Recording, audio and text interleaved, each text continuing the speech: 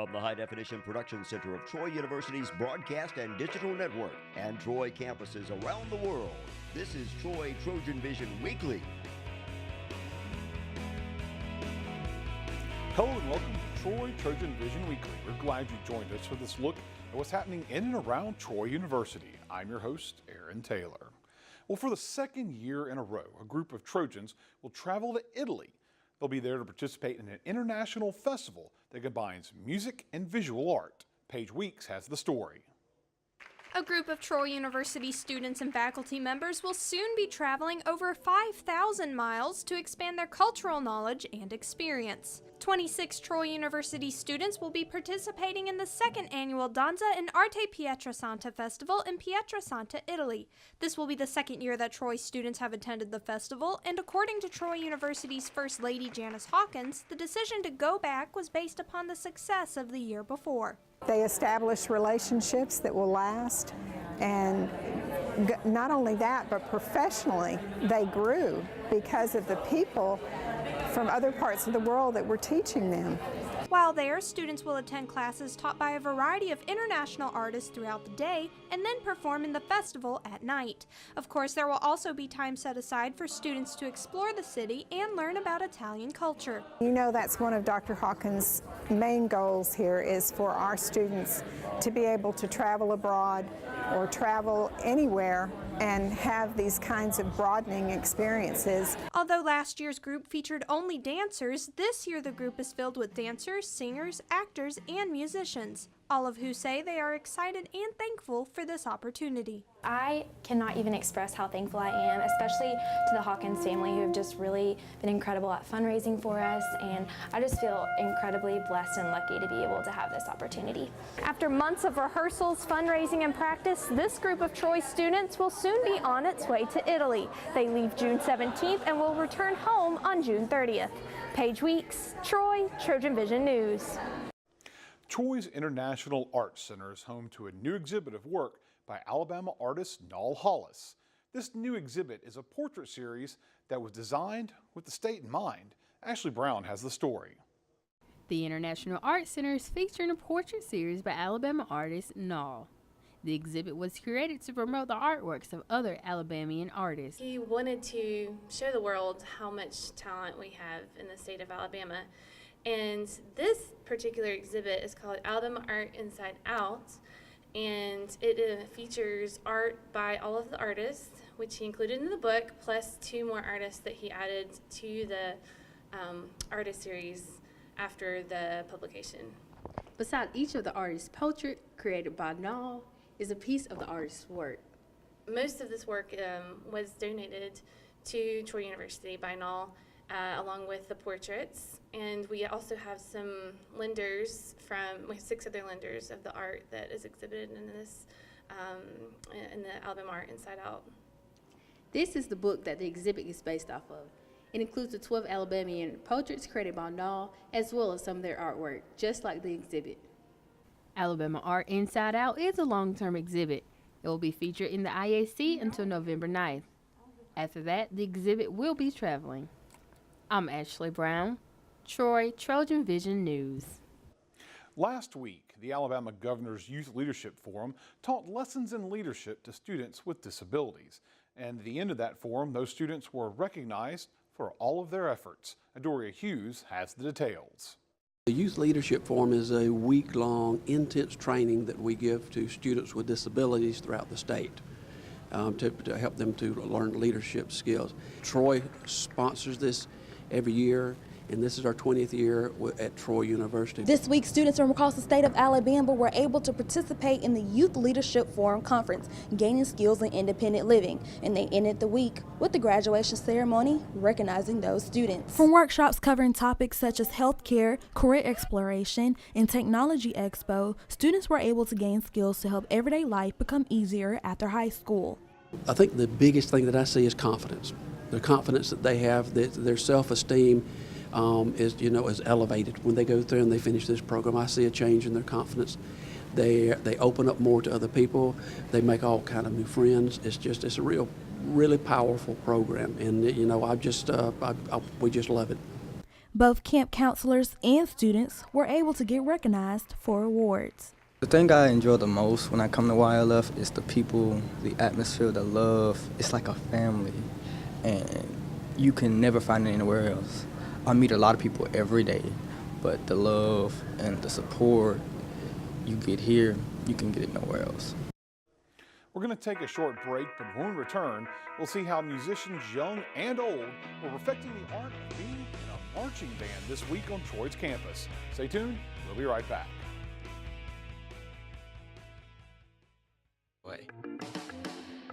Voices and sounds from the campuses of Troy University. Sanyu in Uganda means joy, and surely that orphanage was radiating joy, something we didn't expect.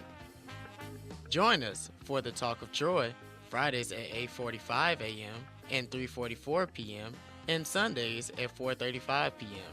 on Troy Public Radio.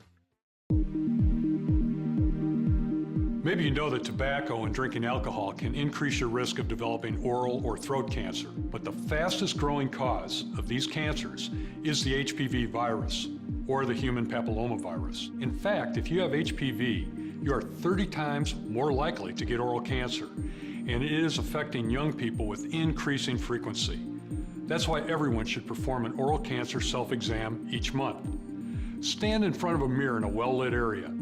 Feel the inside of your lips and cheeks, the roof of your mouth, the front and back of your gums, and all the surfaces of your tongue. Look for lumps, bumps, sores that don't heal, or discolored patches. Oral cancer can happen to anyone. Early detection is the key to a cure. If you find anything unusual, see your general dentist or an oral and facial surgeon as soon as possible. Hart, what's going on? I'm leaving. Why? What did I do? Not enough. You constantly ignore me. You barely eat anything healthy. You're half as active as you used to be. The pressure is just too much. I quit. Okay, I get it. I'll do better. Just please, don't leave. Okay, but remember, if I go, you go. Listen to your heart. Don't let it quit on you. Uncontrolled high blood pressure could lead to stroke, heart attack, or death. Get yours to a healthy range before it's too late. Now back to Troy Trojan Vision News Weekly.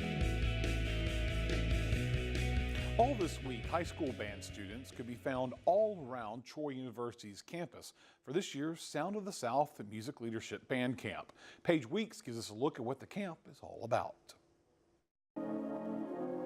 Over 400 high school band students from across the South are spending 1 week on Troy University's campus to learn about music, leadership, and performing, skills that the students can take back home to their own band programs. Sometimes kids come individually from various schools, but then other schools will send groups, like they'll send their entire flag line or send all of their majorettes or their drum majors or something like that, and then we have other kids just come in on their own.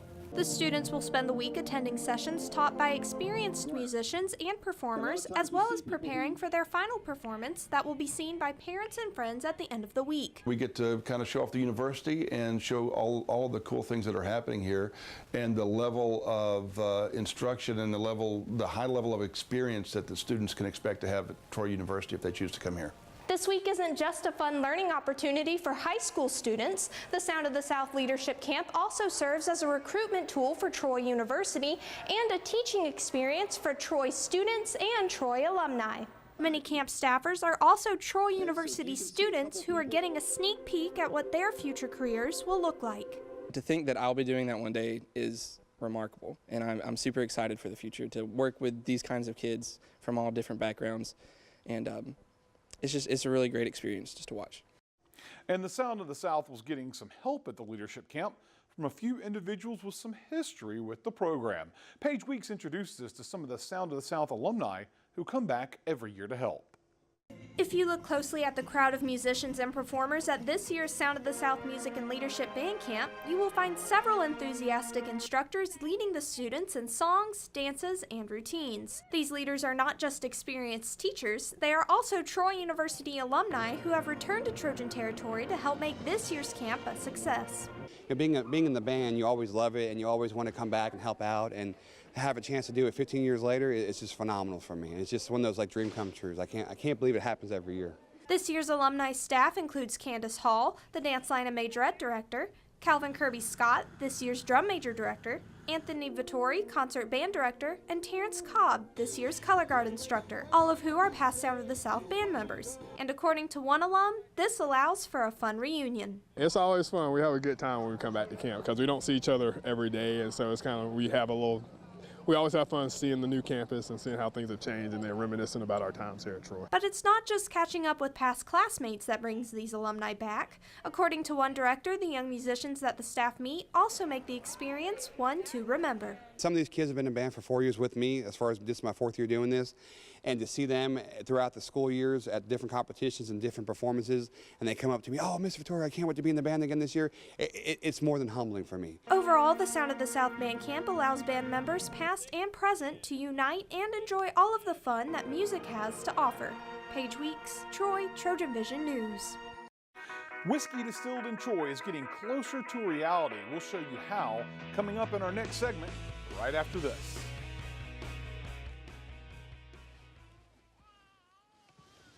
So they say it's a man's world?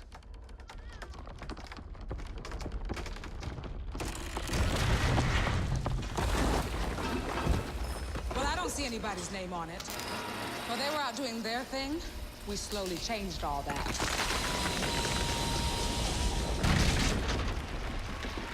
We changed all that.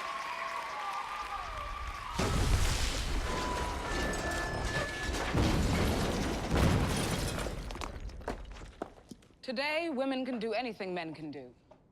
And there's one thing we're even better at.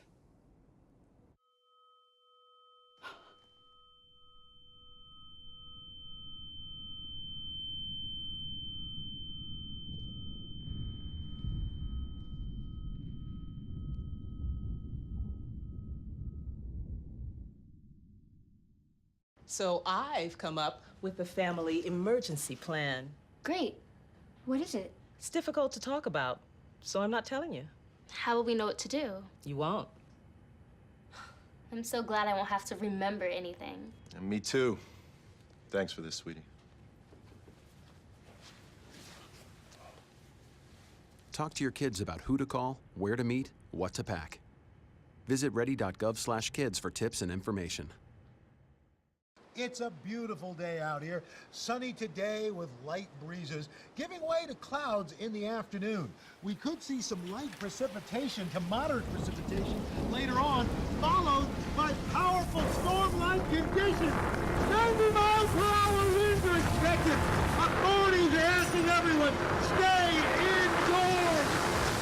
Come on, that's it. Let's go.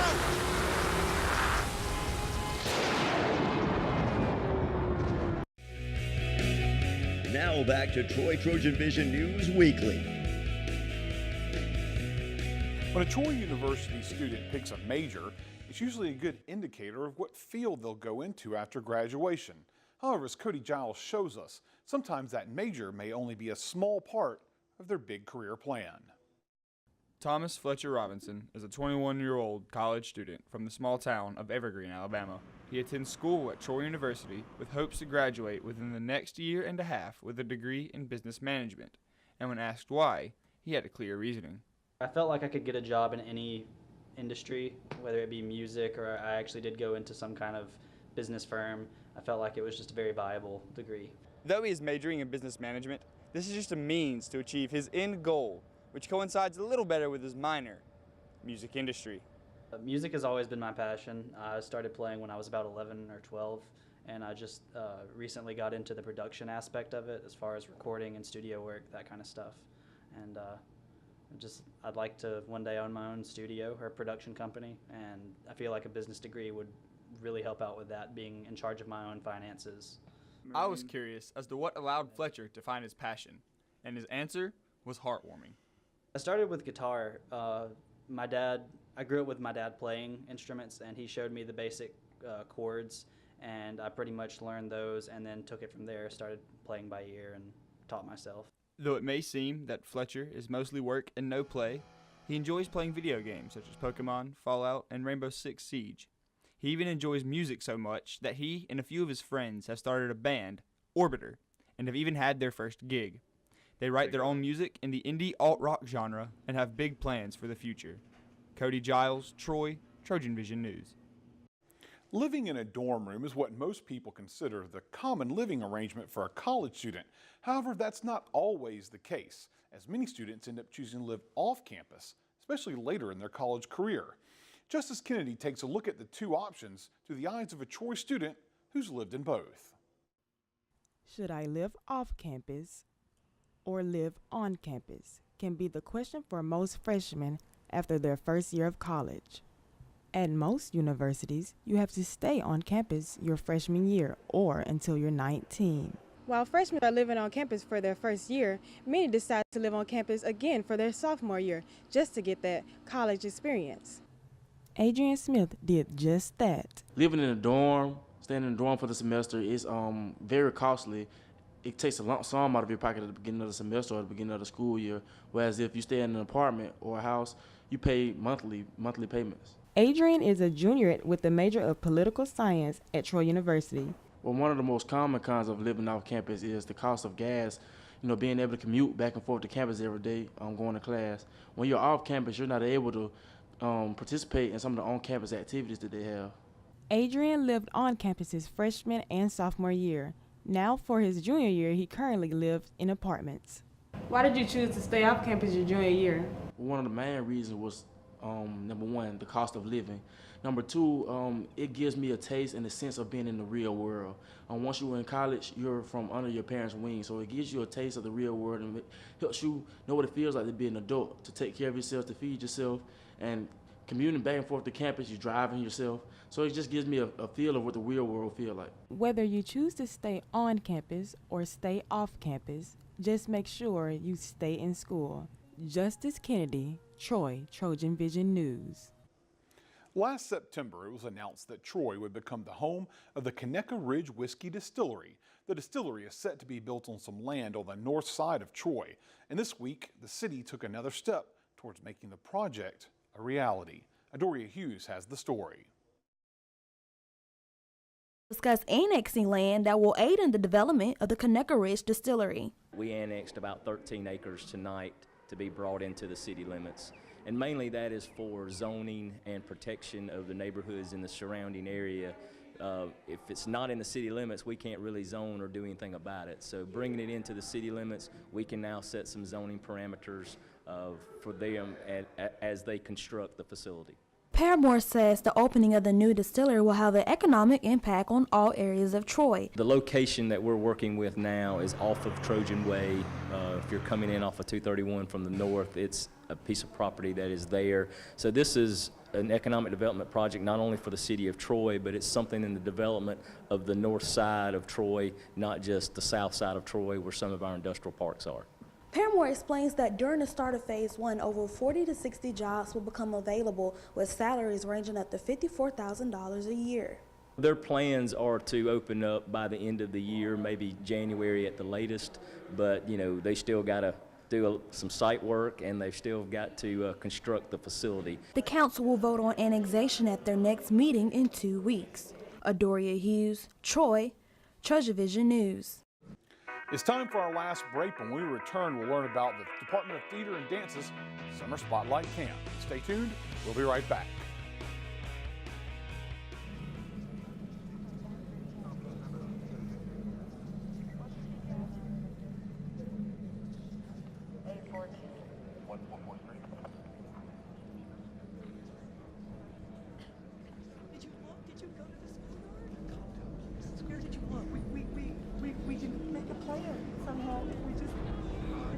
He's a smart boy, and he's gonna be okay. Okay, try to call him again. There's no reception. Everything is down. Try. I can't. Try already. Nothing's working. Well, just everything's down. Do you think he's on his way? Please. Is he okay? Laura. Please tell me he's okay. I need you to calm down. What? It's my baby. This is so bad. He's out there by himself. Make sure you know where to find your family in an emergency. Start your plan at ready.gov. I'm diagnosed with PTSD and multiple cases of mild traumatic brain injury. I was brought up, drive on, but I wasn't the same guy. And my wife Tanya, thank God, she hounded me enough times to where I did go and get treatment. And I'm so happy that I did, because I know that if I hadn't, there's no way I'd be a first sergeant right now. I know that if I hadn't said help, I would have remained helpless. I definitely think that soldiers are stronger when they realize they have a problem and they ask for help. As a first-time Olympian, it was a true honor for me to represent Team USA in London. I'm also proud to represent another great team, the Multiple Sclerosis Association of America, who sponsors Swim for MS, a national fundraiser where you can create your own swim challenge. Anything from swimming laps for pledges to jumping cannonballs for cash. If you love swimming like I do, register today at swimforms.org. Now back to TrojanVision News Weekly. Young actors and actresses have the chance to get a taste of what it's like in the spotlight as Troy University's Department of Theater and Dance presents their annual Summer Spotlight in July. We'll learn more about how to get involved in this year's Spotlight in this week's Trojan Talk. Hello and welcome to Trojan Talk. I'm your host, Aaron Taylor. Joining me today is Tori Averett to talk about Summer Spotlight, an opportunity for kids in the area to display their theatrical talents. Thanks for joining here today. So thanks for having me. And Summer Spotlight, we bring you here every summer to talk about it, but this is a chance for both young and older students to learn a little bit about theater through the theater department here at Troy. Absolutely. We have young movers who like to dance, move, express themselves physically. We've got designers and technicians and people who like to create with their hands. We've got, of course, performers, theatrical performers. We've got writers. All kids, all ages are welcome to take part. And the Summer Spotlight, and you mentioned that it covers a variety of the jobs in theater. This is a full spectrum educational experience when it comes to this, including there's, as we'll get into more details, there's 3 different sessions, and it goes from dance and just some fun and some intensive stuff. But if you're interested in any part of theater, there's something for you in these spotlights, right? Absolutely, yeah. And because we've had such growth in our dance program here on campus, we've expanded a lot more of the dance and creative movement offerings for, dancers or just creative movers. So yeah, we give them a little bit of exposure and experience in all sorts of things. The ones who want to be out front and the ones who maybe want to be behind the scenes. And of course, level of experience. You do not have to be an expert or professional to be a part of this. Absolutely not. That's actually one of the reasons that the whole program was created when we initiated it, was because we saw that young people needed an opportunity to get a good, healthy start and have a really positive and quality experience.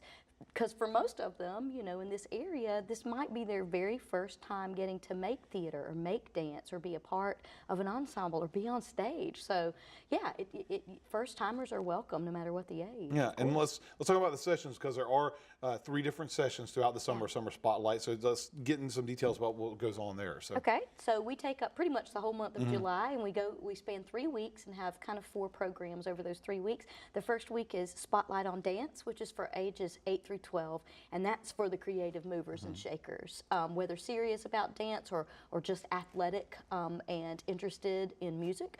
That's a really great week for that. Our second week is the Creative Drama Camp, and that's for ages 4 through 13. That one is overflowing. That's a lot of fun, where we have creative drama, and they put together a Disney Kids show in a week, which is an adventure.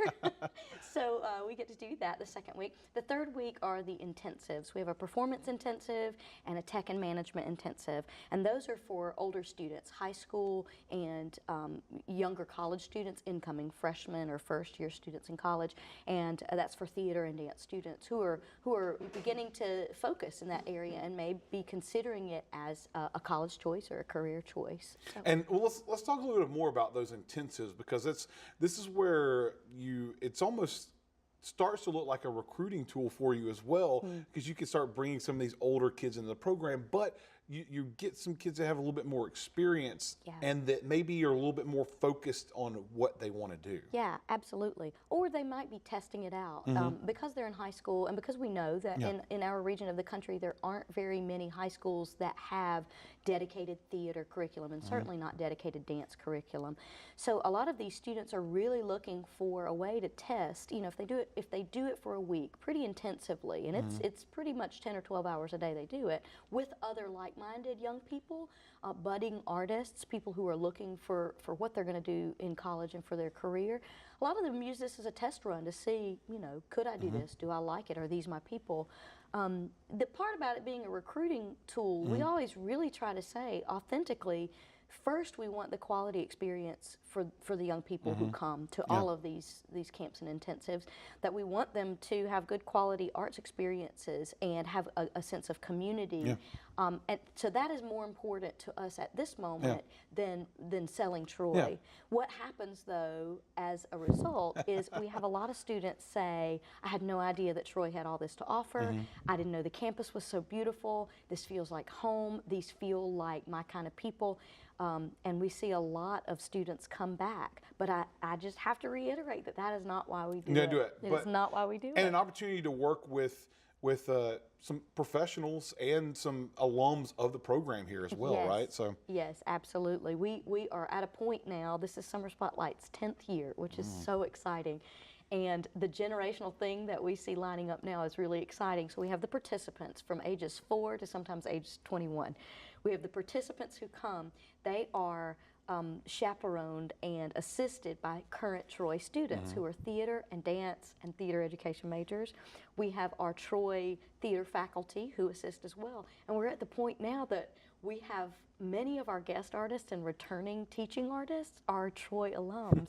And this year we are staffed almost exclusively with Troy graduates and artists who are out working in the field. It's very exciting. And to get that opportunity to see that, and then that's another thing where they can look and see people who succeeded through the program. Absolutely. And when they come back, they can say, this is something that I could do. Absolutely.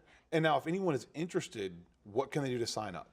Well, good news and bad news here. I'll give you the bad news first. Okay. Bad news is our creative drama camp is full. Bursting at the seams, and we are considering adding a second week for that. So there is a wait list for that. And if we get enough people on the wait list, we're going to open up something for those young people so everybody has an opportunity. But Spotlight on Dance has, I think, 10 slots left. So that would be the first week. That's for ages 8 through 12. And the intensives, we have slots open for that. We can typically take on more students for that. So I encourage our high school and college students out there to sign up for that. To register, it's online at troytheater.org. /Summer Spotlight. It's also listed under other events. Everything you need to know is there, the information, the registration application, everything about pricing, number to call, email to contact, everything you need should be right there. I think you can also go through troy.edu/camps for all of the summer camp offerings from, you know, soccer to football to band. And so we're listed there as well. All right, well, here's hoping some folks take advantage of the summer spotlights and this summer. And thanks for joining us as always to talk about this fun activity here at Troy. Well, so thanks for giving us a chance to put it out there. We're very proud of it and hope to have many more. Hopefully you will. So thank you. Thank you. And thank you for joining us on today's edition of Trojan Talk. And that's what happened this week. To find out what's happening throughout the week, you can tune into Troy Trojan Vision News at 5, 6:30, and 10:30 Monday through Thursday, or anytime by following us on Twitter at Troy TV News. Also, feel free to like our Troy Trojan Vision News fan page on Facebook to see online content from Troy Trojan Vision News. We'll be joining us again next week for another edition of Troy Trojan Vision Weekly. Won't you join us?